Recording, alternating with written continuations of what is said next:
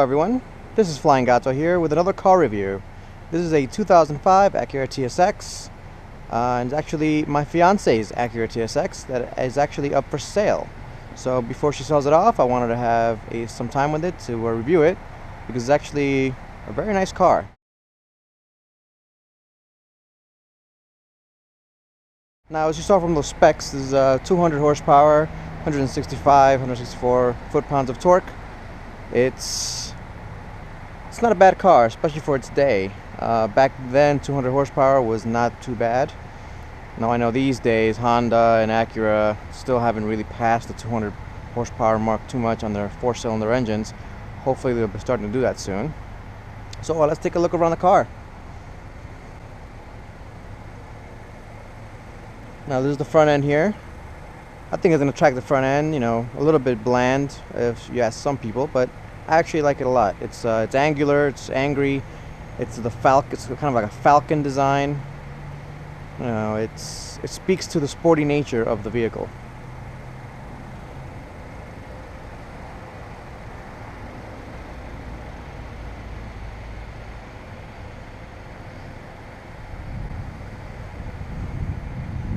Let's take a look at the back here. You see this angle right here is probably my favorite angle of the car. I love those taillights and the way they wrap around. I love the way the bumper is kind of big, but it kind of just works with the trunk. I think it's a very attractive car. I think Honda and Acura did a very good job of designing this car. Now, this car is actually sold in Europe as an Accord Euro R. So that should tell you its sporting abilities right there. They don't affix a R badge on just any car, so this car was very good for its day, and it's still actually quite good. Love those big tailpipes in the back. I mean, that came stock with the car. This car is completely stock, not modified at all.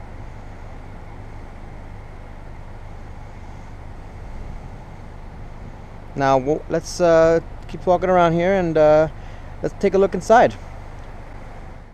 Alright, now that we're inside, let's see how the door closes. Not too bad.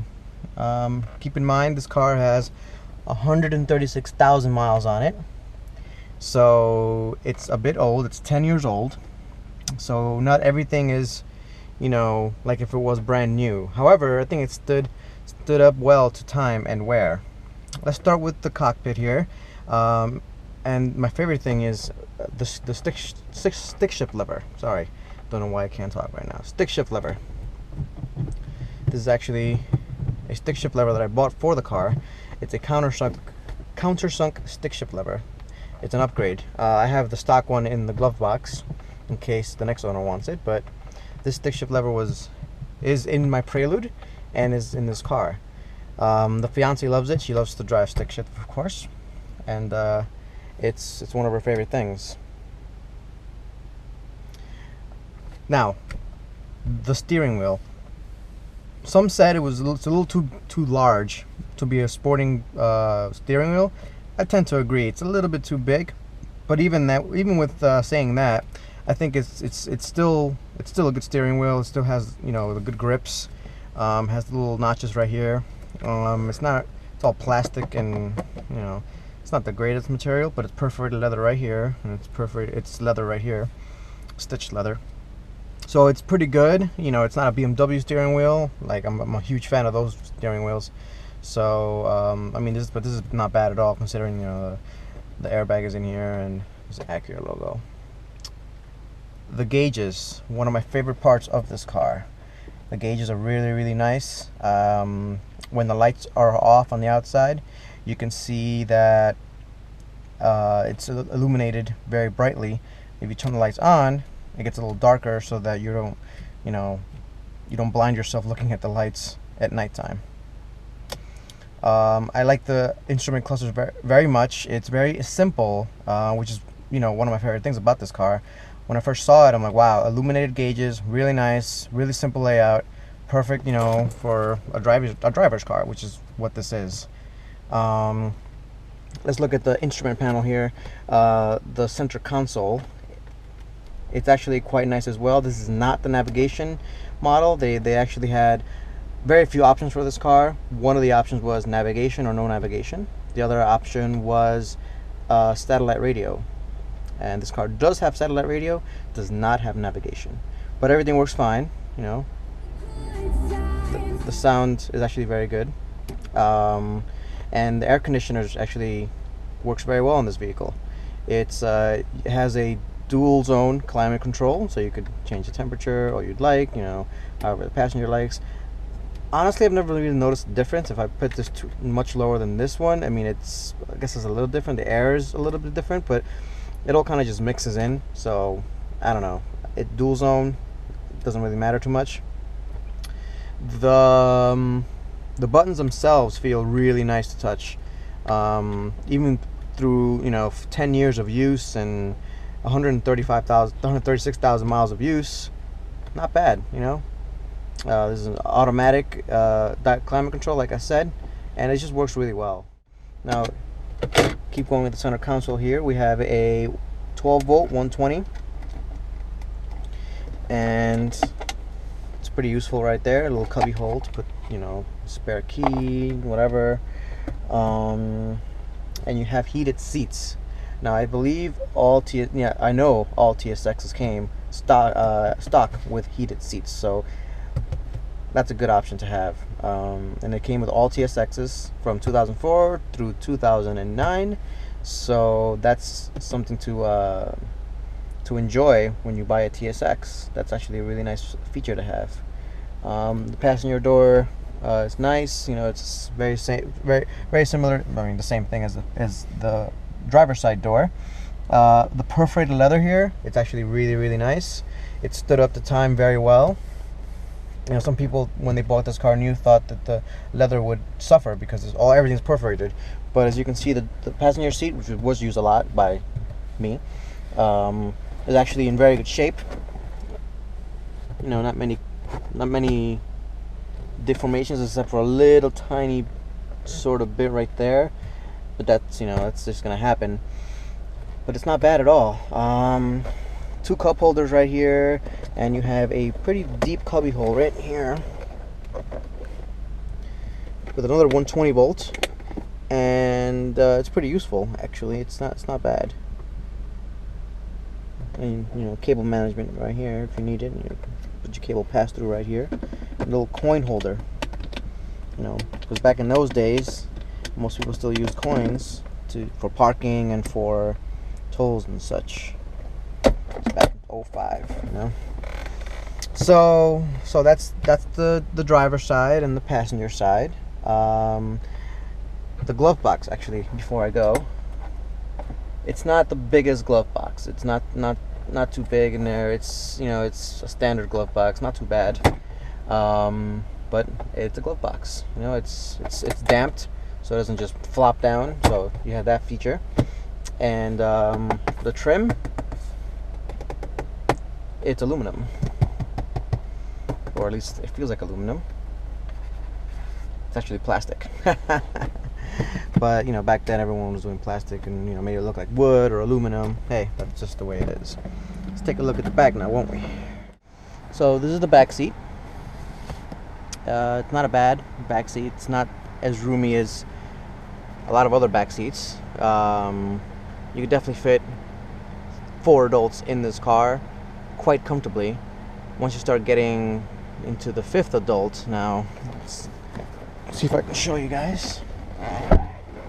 You know, it's a little bit, you know, you're a little bit high and you're on the hump, but, you know, you have a seatbelt for it.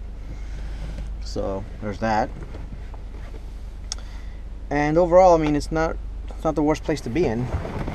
Perforated leather again. It's quite comfortable, actually. I'm a big fan of perforated leather. So this is leather as well. It's leather. You know, that's pretty much it. Perforated leather on the sides. Everything works. So let's take a look at the trunk.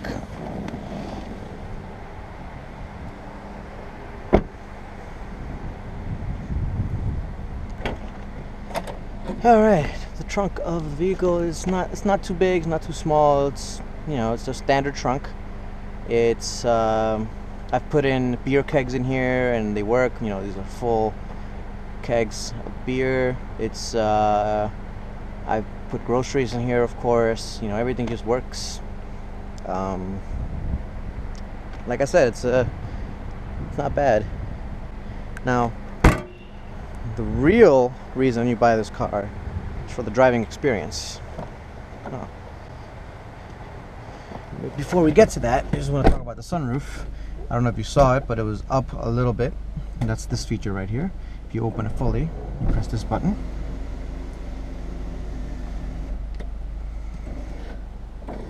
Not bad. And you want to close it, go ahead. And there's a tinted glass. Pretty good if you ask me. And there's that pop-up feature. I'm going to go ahead and close it. And close this. So, driving the car. Let's go for a drive.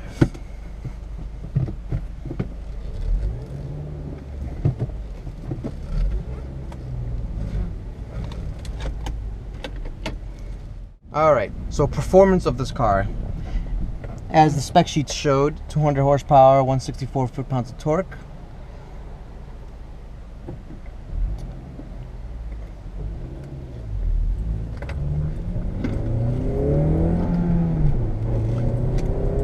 And it sings right up to 7,000 RPMs.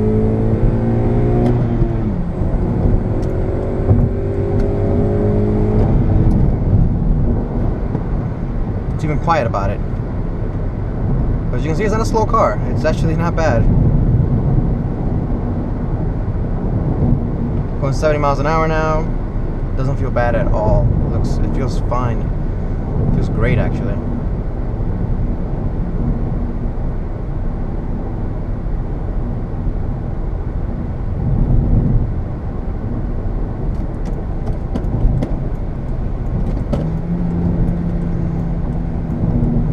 As you can tell, this is not my car. I'm not used to the shifter,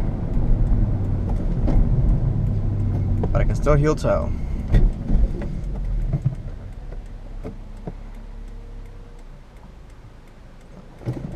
Show you this uphill section right here. Turn around and then go.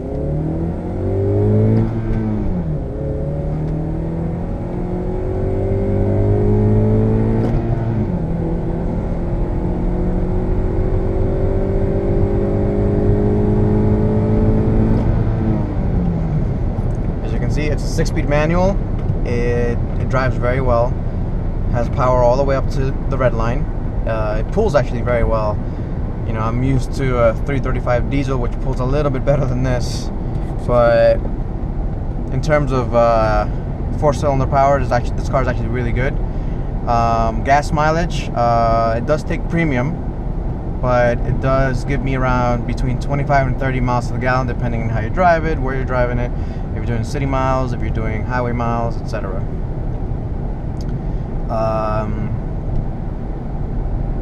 The brakes, the maintenance themselves, I recently put in new brakes. I refreshed the bushings on the chassis, and it didn't cost much at all. It's, you know, it's a Honda. If you open the hood, you'll see Honda plastered all over it.